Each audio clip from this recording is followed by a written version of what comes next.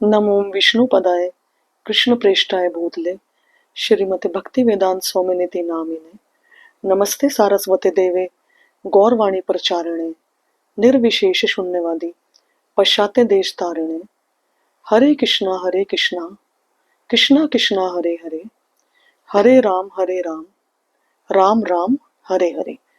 मैं आपका स्वागत करती हूँ, आप सभी का स्वागत करती हूँ हमारे YouTube चैनल साधना प्रीति देवी दासी में। मैं हूँ आपकी दासी साधना प्रीति। तो आज से हम स्टार्ट करेंगे।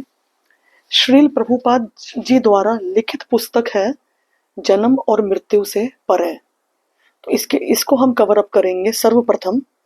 तो इसमें जो पहला जो चैप्टर है जो श्रील प्रभुपाद जी ने लिखा है वो है हम ये शरीर नहीं है। इसमें प्रभुपाद जी बताते हैं कि हम ये शरीर नहीं है। अब सवाल ये पैदा होता है कि अगर हम ये शरीर नहीं है तो हमारी असली पहचान क्या है, हमारी ट्रू आइडेंटिटी क्या है। हमारी असली पहचान ये है कि हम एक सनातन आत्मा है। We are an eternal soul.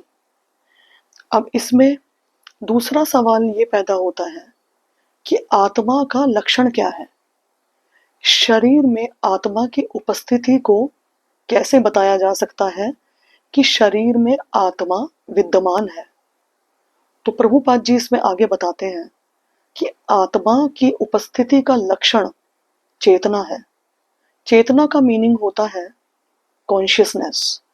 हम कोई भी कार्य करते हैं, हम पढ़ाई करते हैं, हम चलते हैं, हम खाना खाते हैं, सोते हैं, टीवी देखते हैं, बहुत से कार्यों में हम लगे रहते हैं। तो इन सब कार्यों को करने की जो शक्ति है उसको चेतना कहते हैं, उसको कॉन्शियसनेस कहते हैं।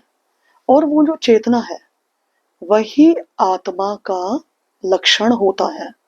जिस प्रकार से अग्नि का लक्षण है ताप और धुआं। अग्नि को ताप और धुएं से विलग नहीं किया जा सकता। जहां पे अग्नि होगी वहां ताप होगा ही होगा, वहां धुआं भी होगा ही होगा। इसी प्रकार से आत्मा से चेतना को विलग नहीं किया जा सकता। चेतना ही आत्मा का असली लक्षण है। इसमें ये बताते हैं श्रील प्रभुपाद जी कि आत्मा के फीचर्स, आत्मा की विशेषताएं क्या है। तो इसमें आत्मा की जो विशेषताएं हैं वो सर्वप्रथम बताई गई है कि आत्मा इटर्नल है, आत्मा सनातन है। हमारा अस्तित्व अभी का नहीं है। हम हजारों वर्ष पहले भी थे, हम लाखों वर्ष पहले भी थे, हम करोड़ों वर्ष पहले भी थे, अरबों खरबों वर्ष पहले भी थे। हमारा अस्तित्व अनादिकाल से है। पहला फीचर ये है जो कि भगवान श्री कृष्ण जी ने अर्जुन को भी चैप्टर 2 भगवद गीता में बताया है।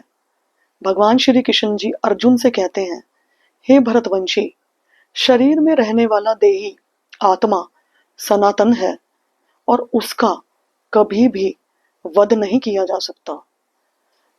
भगवान श्री कृष्ण जी अर्जुन से कहते हैं कि जो शरीर में जो आत्मा है वो अनादिकाल से है, वो सनातन है और उसका कभी, सेकंड फीचर भगवान श्री कृष्ण जी अर्जुन को बताते हैं, सेकंड विशेषता, कि उसका कभी वध नहीं किया जा सकता।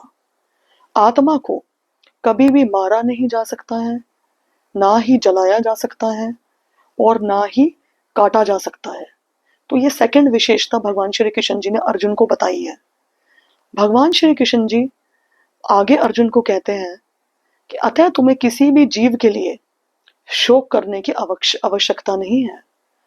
अर्जुन कुरुक्षेत्र की युद्ध भूमि में युद्ध नहीं करना चाहते थे। उन्होंने अपने शस्त्र रथ में रख दिए थे और वो बहुत दुखी थे और उन्होंने भगवान से कहा कि मैं युद्ध नहीं करना चाहता क्योंकि इसमें मेरे बंधु बांधव मारे जाएंगे। इसके अलावा जो पूजनीय है, परिवार के पूजनीय व्यक्ति हैं, भीष्म पितामह, और जो मेरे गुरु हैं, गुरु द्रोणाचार्य, उनका भी वध होगा और मैं ये सहन नहीं कर पाऊंगा। तो भगवान श्री कृष्ण जी उसको बताते हैं, उसको कहते हैं कि तुमको उनकी शोक करने की आवश्यकता नहीं है, क्योंकि वो शरीर नहीं है, वो आत्माएं हैं।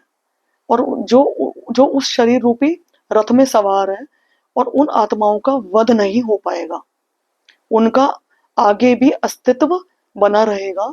इसलिए हे अर्जुन, तुम अपने कर्म को करो, क्योंकि तुम एक क्षत्रिय हो, और क्षत्रिय का कर्म है युद्ध करना। तो तुम अपने कर्म को पूरा करो और अपने बंधु बांधवों के लिए चिंता ना करो, शोक ना करो, क्योंकि उनका असली अस्तित्व है कि वो एक आत्मा है।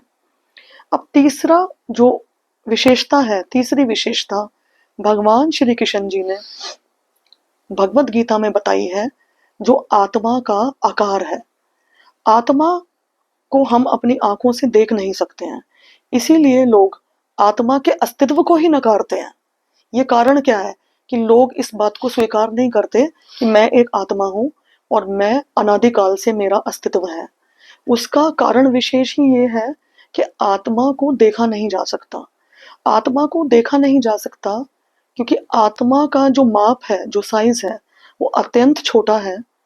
आत्मा का साइज भगवान श्री कृष्ण जी ने गीता में बताया है कि बाल होता है, एक सिंगल बाल, बाल के अग्र भाग के 10,000वें भाग के बराबर आत्मा का माप है। तो ये इतना छोटा है कि उसे कोई माइक्रोस्कोप से भी नहीं देख सकते। अब आगे इसमें श्रील प्रभुपाद जी इस फर्स्ट चैप्टर में बताते हैं कि आत्म साक्षात्कार का पहला कदम क्या है।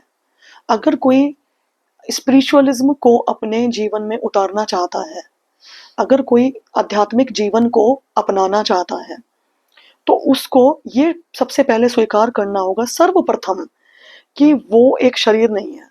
तो हमें सबसे पहले ये स्वीकार करना होगा कि हम ये शरीर नहीं है और हम एक आत्मा है।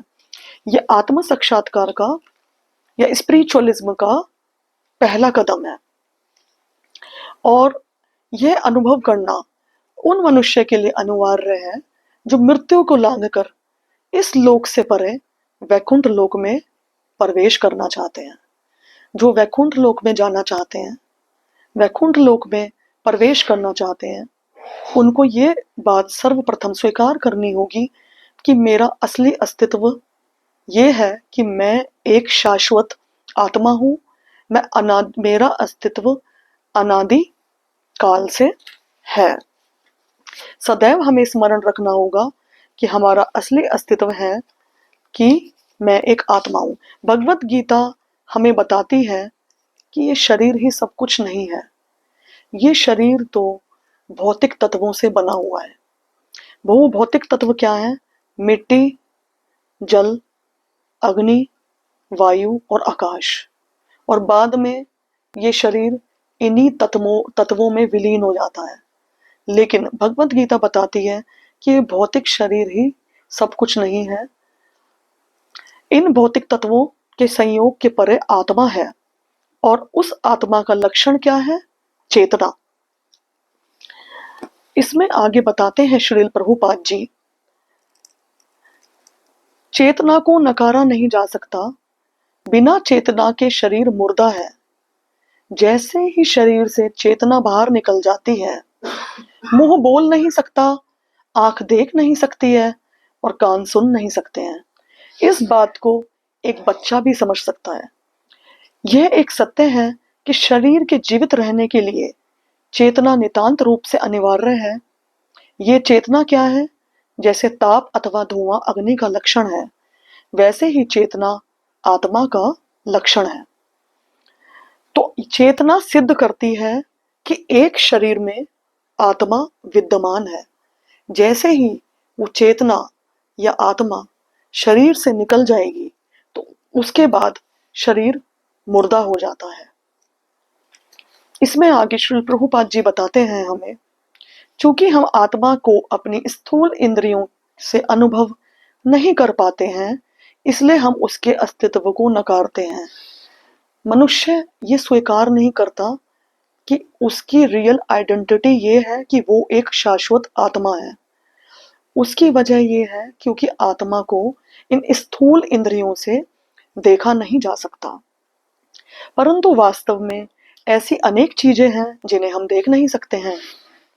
जैसे कि हवा हम नहीं देख सकते हैं, रेडियो की तरंगे या ध्वनि को भी नहीं देख सकते हैं, और ना ही हम अपनी छोटी आंखों से बहुत छोटे जीवाणुओं को देख सकते हैं। परंतु इसका अर्थ यह नहीं है कि वह होते ही नहीं है।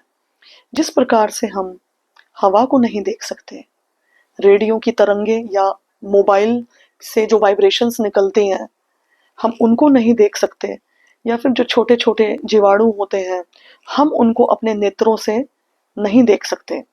सूक्ष्मदर्शी यंत्र तथा अन्य यंत्रों की सहायता से हम ऐसी बहुत सारी चीजें देख सकते हैं जिन्हें पहले हम अपनी अपूर्ण इंद्रियों से ना देख सकने के कारण नकारते थे। जो माइक्रोस्कोप होता है हम उसके माध्यम से बहुत सारी ऐसी चीजें हैं जिनको हम देखते हैं, लेकिन पहले हम उनको देख नहीं पा रहे थे। इसी प्रकार से आत्मा को मनुष्य नहीं देख पाता, इसलिए उसके अस्तित्व को ही नकारता है। इसी प्रकार से मैं इसमें ऐड करना चाहूंगी कि भगवान भगवान को भी मनुष्य देख नहीं पाता, इसलिए वो भगवान के अस्तित्व को ही नकारता है। लेकिन ऐसी बहुत सारी चीजें हैं, जैसे हवा को हम नहीं देख पाते हैं, मोबाइल की तरंगों को हम नहीं देख पाते हैं, इसी प्रकार से हम छोटे छोटे जो जीवाणु होते हैं उनको नहीं देख पाते हैं। लेकिन इसका मतलब ये नहीं होता कि वो प्रकृति में विद्यमान ही नहीं है। चूंकि आत्मा आकार में अणु समान है और उसे हम अपनी इंद्रियों और यंत्रों से अभी तक नहीं देख पाए हैं, केवल इसी कारण से हमें यह निष्कर्ष नहीं निकाल लेना चाहिए कि आत्मा होता ही नहीं है। फिर भी इसके लक्षणों और प्रभाव से हम उसकी अनुभूति कर सकते हैं। प्रभुपाद जी ये कहते हैं क्योंकि हम अपनी स्थूल इंद्रियों से आत्मा को नहीं देख पाते, तो हमें उनके अस्तित्व को, आत्मा के अस्तित्व को नकारना नहीं चाहिए। क्योंकि यद्यपि हम आत्मा को देख नहीं पा रहे, लेकिन आत्मा और साथ ही साथ चेतना का अनुभव हम कर सकते हैं। श्री भगवद गीता में भगवान श्री कृष्ण कहते हैं कि हमारे सभी दुख शरीर के साथ हमारी गलत पहचान के कारण है। हमने अपने सोच के दायरे को सिर्फ यहाँ तक सीमित कर लिया है कि हम एक शरीर है, जबकि हम अपना अपना यहाँ पर समय काट रहे हैं। हमारा अस्तित्व कुछ और है, हमें शरीर मिला हुआ है और हम सभी अपना अपना यहाँ पर समय काट रहे हैं। हम अपना जो आइडेंटिटी है वो शरीर से कर लेते हैं। यही भगवान श्री कृष्ण कहते हैं कि यही हमारे दुख का मूल कारण है। तो आज का टॉपिक मैं यहाँ पर समाप्त करती हूँ। आगे का टॉपिक मैं दूसरी फर्दर वीडियोस में कवर अप करूंगी। साथ ही साथ मैं आपका धन्यवाद करती हूँ, आभार व्यक्त करती हूँ, और मैं ये कहना चाहती हूँ कि जो हमारे वीडियोस हैं ये छोटे बच्चों से लेके यूथ के लिए भी है, और जो बुजुर्ग व्यक्ति हैं वो भी हमारे वीडियोस को देखकर लाभान्वित हो सकते हैं। तो please like, share and subscribe my channel. Hare Krishna.